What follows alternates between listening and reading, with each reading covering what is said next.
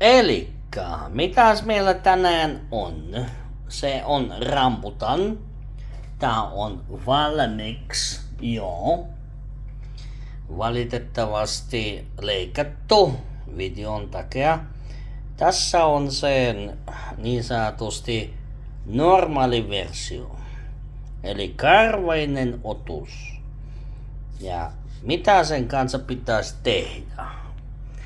No kun sä joko sormilla tai sitten veitsellä tai millä muulla työkalulla niin sanotusti leikat sen pikkasen auki, niin mitä sen jälkeen paljastuu? Siitä paljastuu jotain muuta. Ja mielenkiintoista. Eli tää on nimenomaan syötävä osa. Ja sen sisällä sitten on siemen.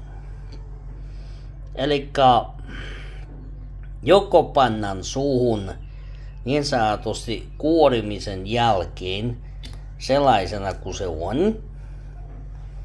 Esimerkiksi tässä se on. Tai sitten filistelijät saavat leikata se vaikka se sisukset pois. Ja sen jälkeen syödä sen. Mieto, makea. Ei mitenkään paha. Vitamiinia tietysti ja muuta, niin suosittelen. Eikä ees oo kallis. Taimassa niitä löytyy.